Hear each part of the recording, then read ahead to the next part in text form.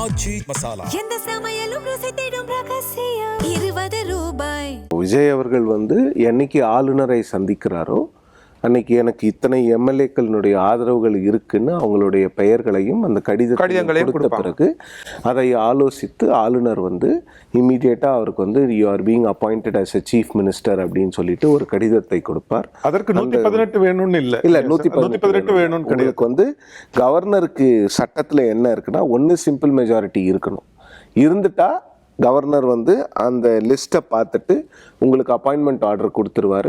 உங்களை முதலமைச்சராக பதவி ஏற்க வைத்து விட்டு உங்களை செயல்பட அனுப்பிவிடுவார். அப்படி இப்போ இருக்கிற சுச்சுவேஷன் 108 இன்னும் ஒரு 10 பேர் தேவை. ஆனால் உங்ககிட்ட இல்லைங்கிறது தெளிவாக தெரியுது அப்படின்னும் போது அந்த சிங்கிள் லார்ஜஸ்ட் பார்ட்டியினுடைய லீடரை கூப்பிட்டு நீங்கள் உங்களை நான் சீஃப் மினிஸ்டராக அப்பாயிண்ட் பண்ணுறேன்.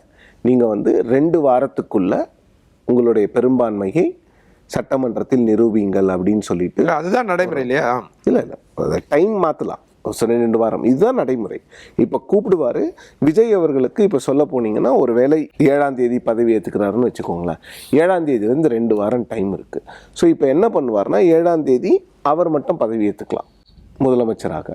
அதன் பிறகு போய் சட்டமன்றம் கூடணும். சட்டமன்ற உறுப்பினர்கள் எல்லாம் பதவி ஒவ்வொருவராக 234 பேரும்.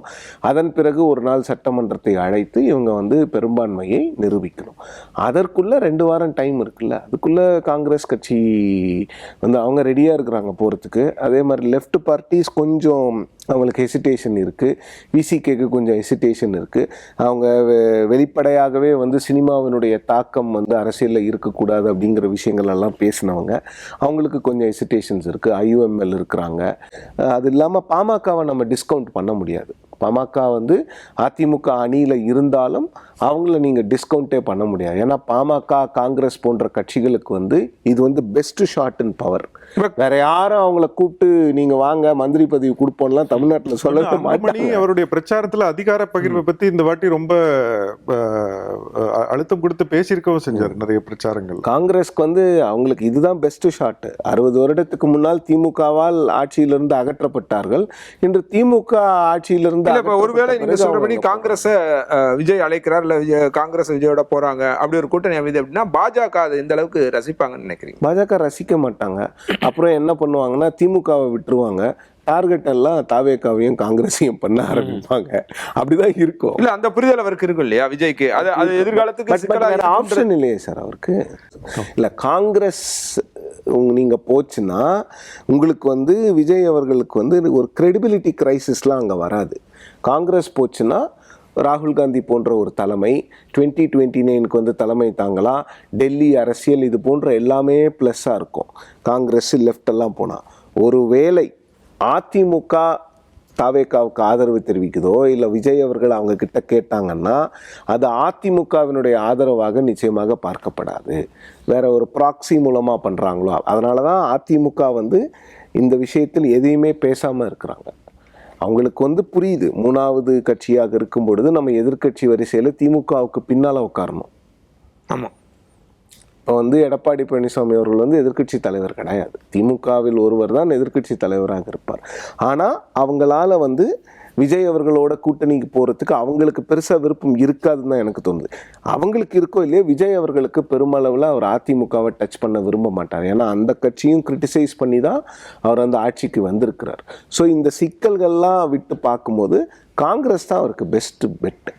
பாஜகவை ஃபேஸ் பண்ணுறதுக்கு என்ன ஸ்ட்ராட்டஜி இருக்கும் சார்? அது பாஜக என்ன பண்ண போறாங்கிறது வந்த பிறகு தானே நம்ம பொறுத்திருந்து தானே பார்க்கணும். காங்கிரஸ் ஒருவேளை சிவப்பிரியன் சார் சொல்ற மாதிரி அவங்க நிறைய பேர் பவர் ஷேரிங் பண்ணணும் அப்படிங்கறது ரொம்ப ஒரு முக்கியமான ஆசையாட்டு முன் வச்சிருந்தாங்க. அது தேவைப்பட்டா அரசுல சேரலாம்.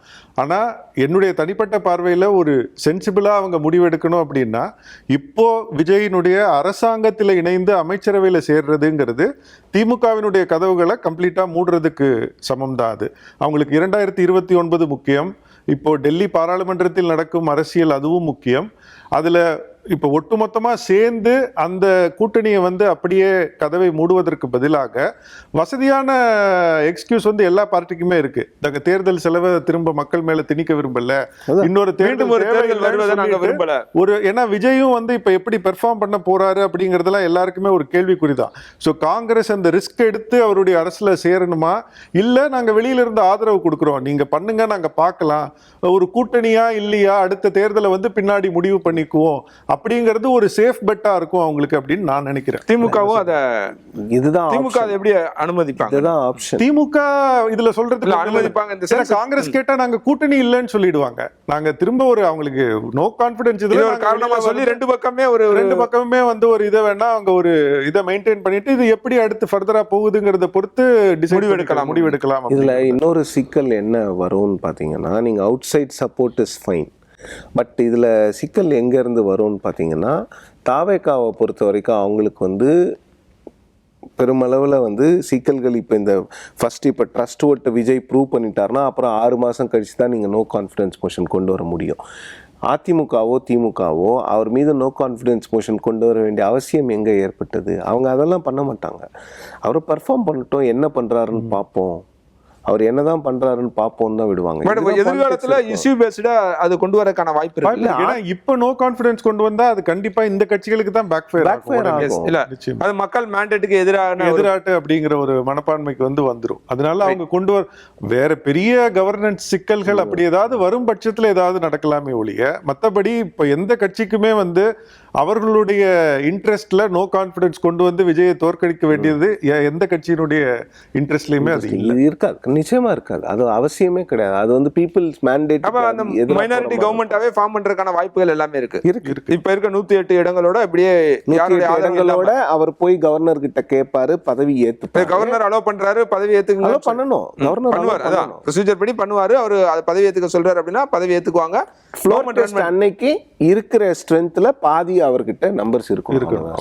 234ங்கிறது 200 அன்னைக்கு இருக்கிறாங்கன்னா 100 பேர் தாவேக்கா கிட்ட இருக்கணும். 100 பேர் இருந்தாங்கன்னா அவர் ப்ரூவ்ட். அவ்வளவுதான். பதவி ஏற்கிற அன்னைக்கு ப்ரூவ் பண்ற அன்னைக்கு அதான் திரு சுமந்த் சொன்னாரு, இருக்கிற ஸ்ட்ரென்த்ல பாதி இருந்தாங்கன்னா அன்னைக்கு கோரம் ஸ்ட்ரென்த் என்னவோ அதுல பாதி இருந்தா முடிஞ்சிருச்சு, அவ்வளவுதான். அப்புறம் 6 மாசத்துக்கு நீங்க வந்து அவரை ஒன்னும் டிஸ்டர்ப் பண்ண முடியாது விஜய.